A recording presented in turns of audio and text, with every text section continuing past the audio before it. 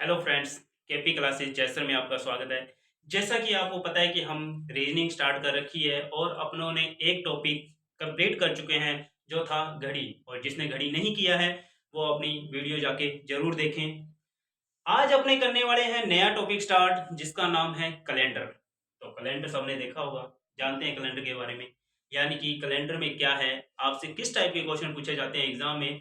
तो वो आपसे पूछता है जैसे कि 15 अगस्त 1947 को कौन सा वार था।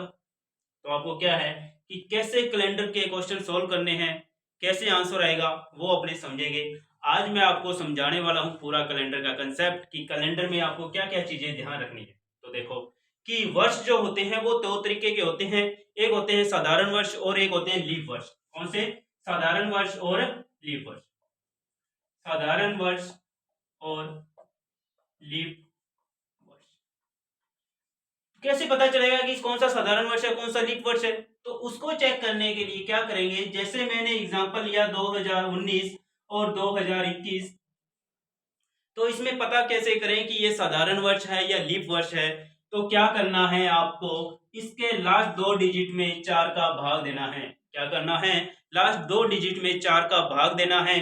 अगर 4 का भाग नहीं जाता, अगर 4 का भाग नहीं जाता तो वो है साधारण वर्ष। साधारण वर्ष। अगर 4 का भाग नहीं जाता तो वो कौन सा वर्ष है? साधारण वर्ष। लीप वर्ष, तो लीप वर्ष की बात करें तो एग्जांपल लिया 2020।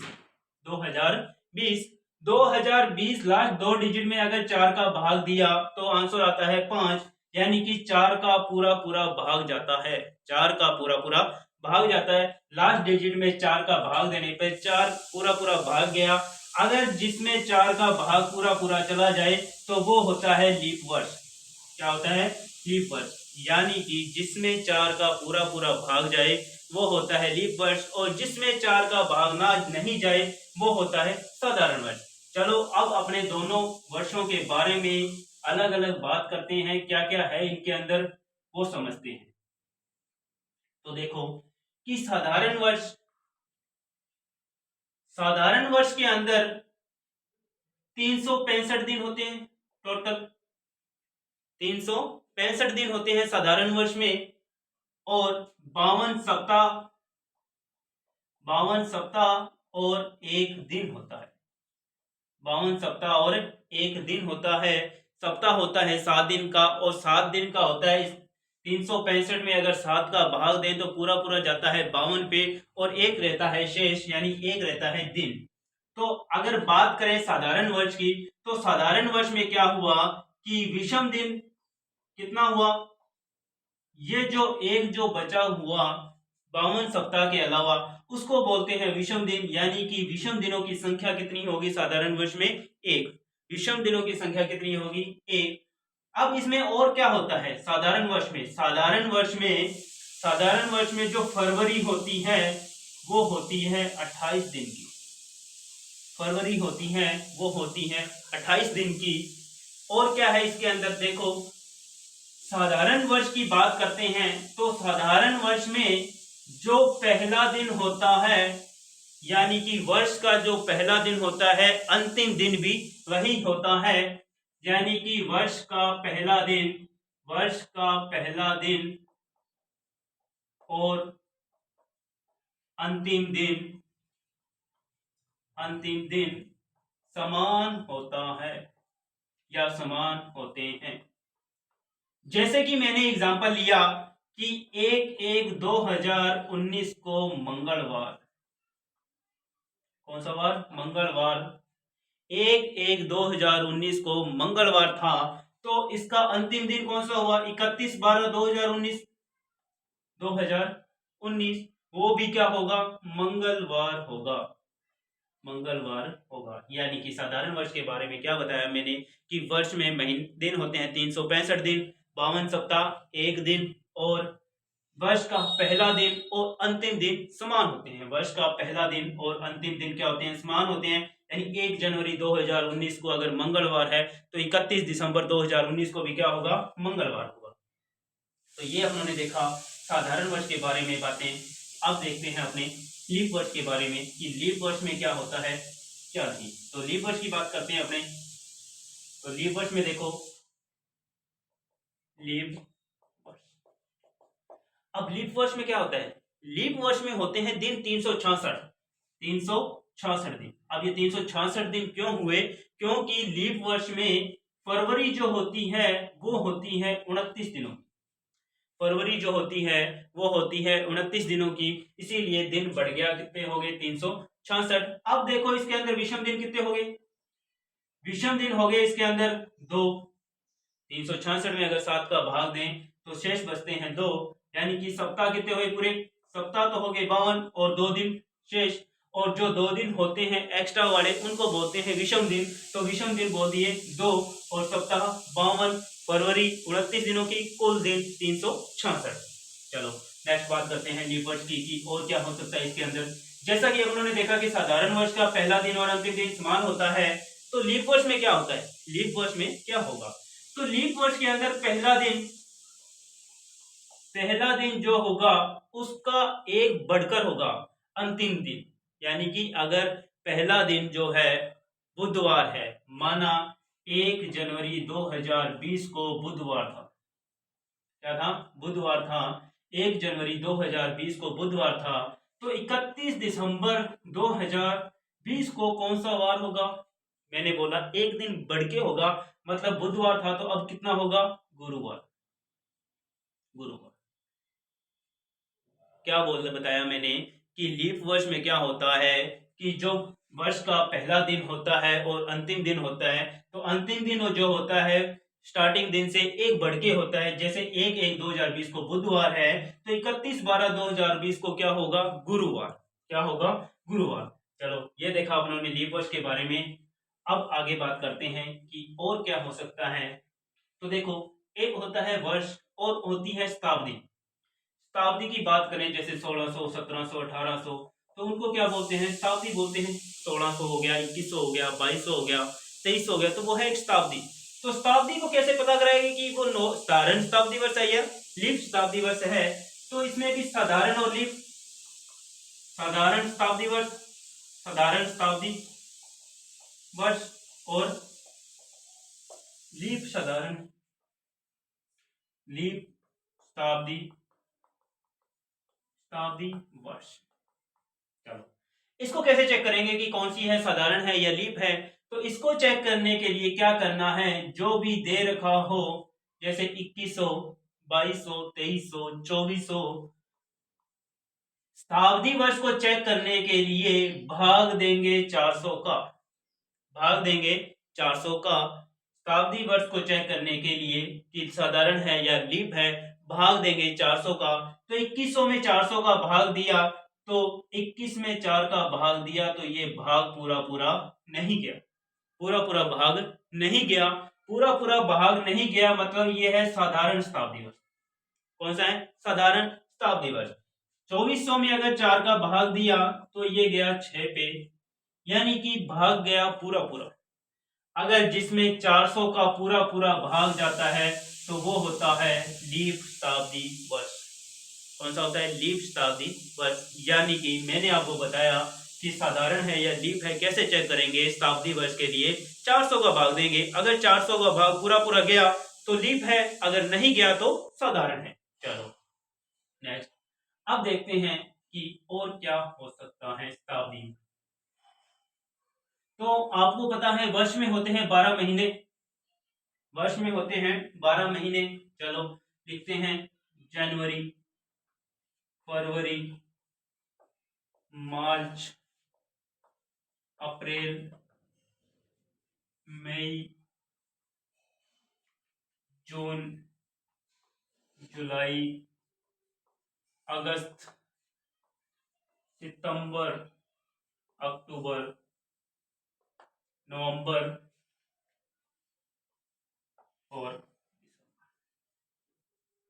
तो देखो अपनों ने लिखा महीनों के नाम, और आपने को चेक करना है कि कौन से महीने में कितने दिन होते हैं। तो आपको पता है जनवरी में होते हैं 31 दिन, फरवरी में होते हैं या तो 28 या 29, 28 या 29, मार्च में फिर 31, फिर 30, फिर 31, फिर 30, 31, 31, 30, 31, नवंबर में 30 और दिसंबर में 31, दिसंबर में 31 दिन। अब देखो आपसे क्या है कि आपको इसमें क्या चेक करना है कि आपको पता है, सबको पता है कि इसमें इस महीने में इतने दिन होते हैं, या तो 31 होते हैं या 30 होते हैं, और फरवरी में होते हैं या तो 28 या 29। अब क्या है कि अगर मैं जनवरी 31 में की है और मैं इसमें 7 का भाग दूं तो 7 चौक 28, बच गए 3, शेष बच गया 3। अब ये 3 क्या है? अब ये जनवरी के लिए 3 है विषम दिन। क्या है? विषम दिन। आपसे पूछ ले कोई कि जनवरी का महीने में कितने विषम दिन होते हैं, तो क्या आएगा? 3। इसी तरीके से 28 में भाग गया पूरा पूरा, यानी कि 0 या 1, 29, 7 चौक 28, बच गया 1। यहाँ पर 3 दिन, यहाँ पर 2 दिन। अब 30 में 7 का भाग दिया तो 28, बच गए 2। तो कितने आ गए? 2 विषम दिन। यहाँ पर आ गए विषम दिन कितने? 3। 30 में फिर 2, फिर 3, फिर 3, फिर 2, फिर 3, फिर 2, फिर 3, यानी कि जिसमें 31 दिन है उसमें बच रहे हैं विषम दिन 3, और जिसमें 30 दिन है उसमें विषम दिन है 2। तो आपसे सीधा सीधा क्वेश्चन पूछ सकता है कि सितंबर में कितने विषम दिन हो सकते हैं, सितंबर में कितने विषम दिन होते हैं, तो आंसर आएगा 2। कितना आएगा? 2। चलो आगे देखते हैं, आगे और क्या पूछता है क्वेश्चन में। ये आपको पता चला कि कौन कौन से महीने में कितने दिन विषम होते हैं, और यहां से और क्या क्वेश्चन बन सकता है आपको, तो यहां से क्वेश्चन बन सकता है कि वर्ष में कितने महीने ऐसे हैं जिनमें 31 दिन होते हैं। वर्ष में कितने महीने ऐसे हैं जिसमें 31 दिन होते हैं। तो अभी आपने देखा कि कौन कौन से महीने 31 के हैं, तो उसका आंसर आ जाएगा, यानी 31 वाले कितने हो गए? 7। दूसरा क्वेश्चन क्या बन सकता है कि ऐसे कितने महीने हैं जिसमें 30 दिन होते हैं, जिसमें 30 दिन होते हैं, तो 30 दिन वाले हैं 4। चलो नेक्स्ट देखते हैं। अब आपको कैलेंडर को करने के लिए, क्वेश्चन करने के लिए आपको याद करना होंगे कुछ कोड, कुछ कोड आपको याद करने हैं कोड। तो वो कोड मैं लिख रहा हूं 12 महीनों के, कि 12 महीनों के लिए अलग अलग कोड क्या होंगे, और शताब्दी वर्ष है तो उसके लिए कोड क्या होंगे। तो वो अपने देखते हैं कि अलग अलग महीनों के लिए कोड क्या है, क्या याद करना है। तो अपने स्टार्ट करते हैं जनवरी, फरवरी, जनवरी, फरवरी, मार्च, अप्रैल, मई, जून, जुलाई, अगस्त, सितंबर, अक्टूबर, नवंबर और दिसंबर। तो देखो कि कोड क्या है, कोड कैसे याद करना है साधारण वर्ष के लिए और लीप वर्ष के लिए, ताकि अपने क्वेश्चन जो है आसानी से सॉल्व हो सके। तो कोड क्या है? कोड है 733, 733, 614, 625, 735, 735। मैंने कोड बोला है 733, 614, 625, 735। यानी कि जनवरी का कोड क्या है? 7, फरवरी का 3, मार्च का 3, अप्रैल का 6, मई का 1, जून का 4, जुलाई का 6, अगस्त का 2, सितंबर का 5, अक्टूबर का 7, नवंबर का 3 और दिसंबर का 5। तो ये जो कोड लिखा है मैंने, ये लीप का है या साधारण का? ये है साधारण वर्ष का। किसका है? साधारण वर्ष का। साधारण वर्ष के लिए कोड मैंने क्या बताया? 733, 614, 625 और 735। अब लीप वर्ष का कैसे याद करें? लीप वर्ष का क्या होगा, क्या चेंज होगा? तो देखो लीप वर्ष के लिए क्या है, लीप वर्ष के लिए क्या है, सिर्फ जनवरी और फरवरी का कोड चेंज होगा, जनवरी और फरवरी का कोड चेंज होगा, बाकी रहेगा सेम। तो जनवरी और फरवरी का कोड सेम चेंज होगा, तो वो कितना हो जाएगा? जनवरी का कोड है 7, तो उसमें से 1 माइनस कर दो 6।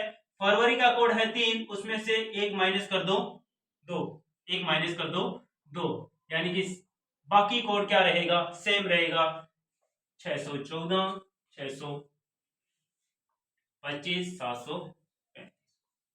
यानी कि ऊपर वाला जो कोड लिखा है मैंने क्या लिखा है 733, 614, 625 और 735, ये है साधारण वर्ष के लिए। किसके लिए? साधारण वर्ष के लिए। अगर लीप वर्ष आता है क्वेश्चन में, अगर आपका लीप वर्ष है और जनवरी और फरवरी का महीना है तो उसके लिए कोड क्या लेंगे? कोड लेंगे 623, 614, 625, 735।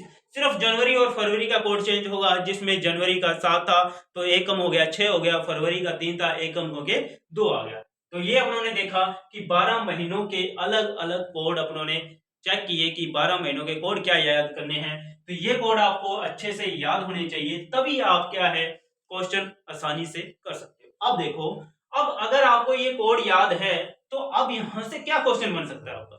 क्या क्वेश्चन बन सकता है? तो यहां से क्वेश्चन बन सकता है कि साधारण वर्ष में ऐसे कौन कौन से महीने हैं, साधारण वर्ष में ऐसे कौन कौन से महीने हैं जिनका कैलेंडर सेम रहता है, जिनका कैलेंडर सेम रहता है। यानी कि जैसे 1 जनवरी से 31 जनवरी के बीच जो वार है, यानी 1 जनवरी जो जिस वार से स्टार्ट हो रही है और 31 जनवरी को जो खत्म हो रही है, वैसे कौन से महीने होंगे जिसमें सेम डे होंगे। तो देखो, अगर आपको कोड याद है, अगर आपको कोड याद है तो ये क्वेश्चन 2 मिनट में हो जाएगा। कि कैसे हो जाएगा? तो देखो यहां पर सेम कोड किस किस महीने का है, सेम कोड किस किस महीने का है, किसके लिए? साधारण वर्ष के लिए। तो साधारण वर्ष के लिए अगर मैं देखता हूं सेम कोड, तो जनवरी का और अक्टूबर का, जनवरी का और अक्टूबर का, जनवरी का और अक्टूबर का कोड क्या है? सेम है। जनवरी और अक्टूबर का कोड क्या है? सेम है, साथ साथ। कौन से वर्ष के लिए? साधारण वर्ष के लिए। किस वर्ष के लिए? साधारण वर्ष के लिए। यानी कि साधारण वर्ष में जनवरी और अक्टूबर का जो कैलेंडर होगा वो सेम होगा। नेक्स्ट चेक करते हैं कौन कौन से कोड वो सेम है। तो देखा, तीन तीन यानी फरवरी, मार्च और नवंबर, तीनों का कोड क्या है? सेम है। तीनों का कोड क्या है? सेम है। यानी कि इसमें क्या होंगे? ये जो कैलेंडर होंगे समान होंगे, यानी इन महीनों के कैलेंडर जो है समान होंगे। इसी तरीके से और चेक करो क्या और हो रहे हैं क्या।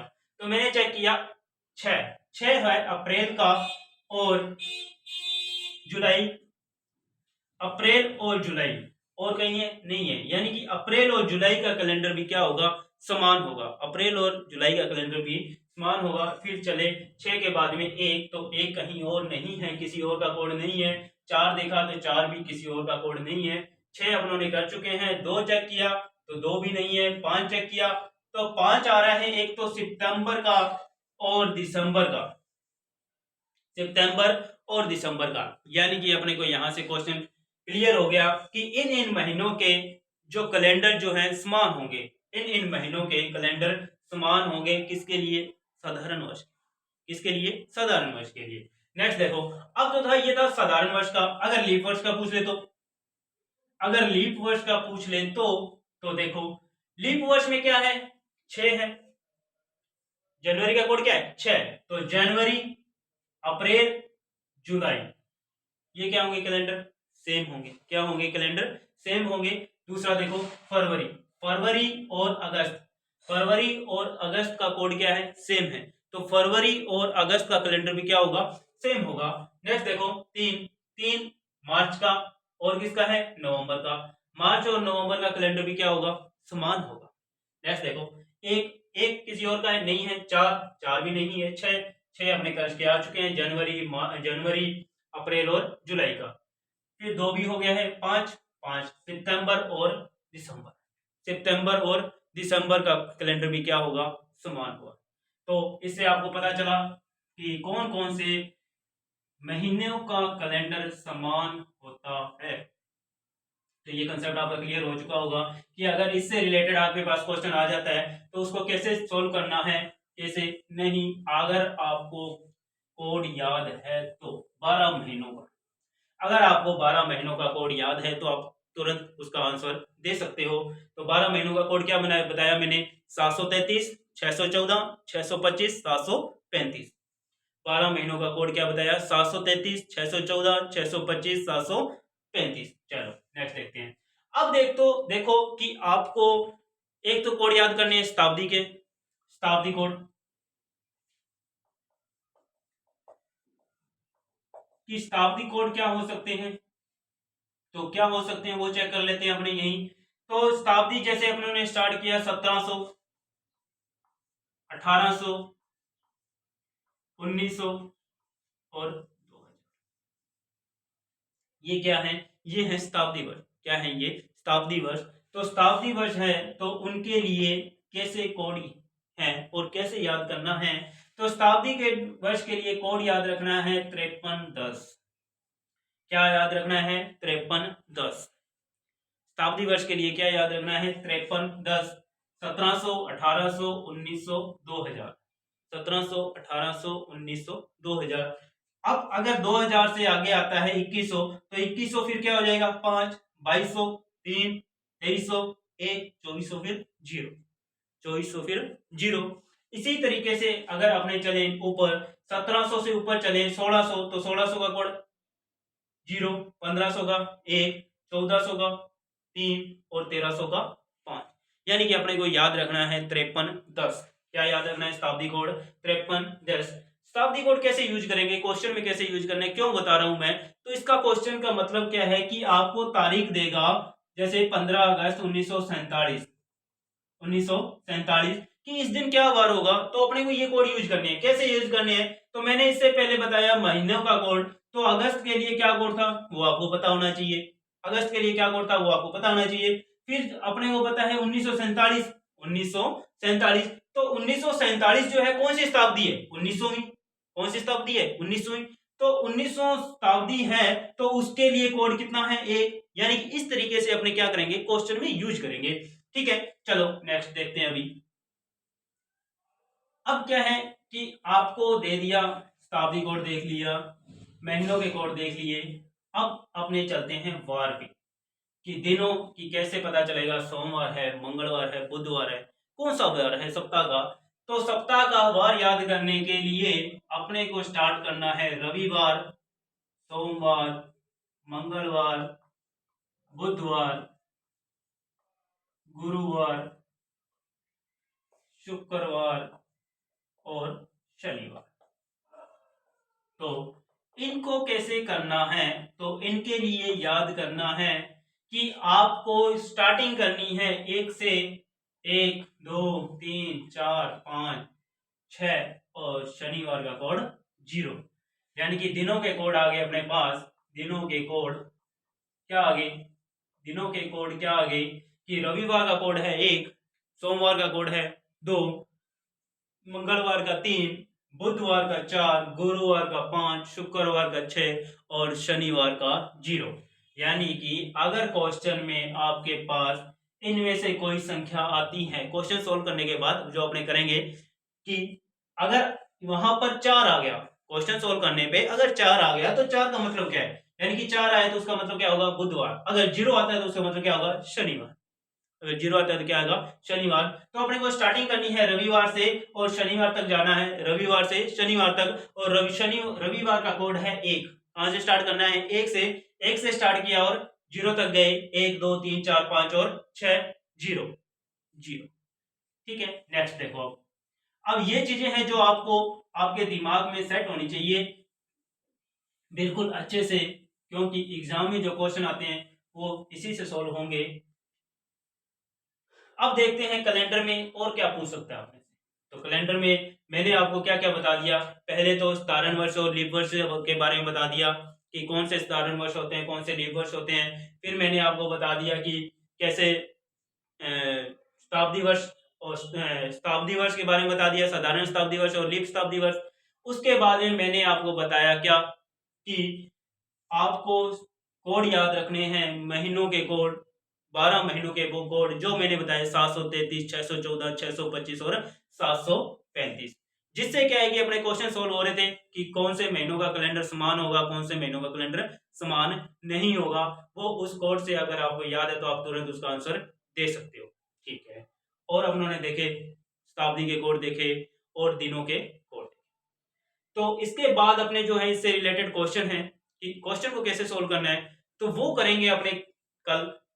आज आपको मैंने पूरा कंसेप्ट समझा दिया कि कैलेंडर का कंसेप्ट क्या है, किस तरीके से क्वेश्चन आएंगे और क्या क्या आपको याद करना है। जो जो मैंने आपको बताया है उसको अच्छे से याद करके करो, ताकि अपने नेक्स्ट क्वेश्चन जो है आसानी से सॉल्व कर सकें। थैंक यू, धन्यवाद।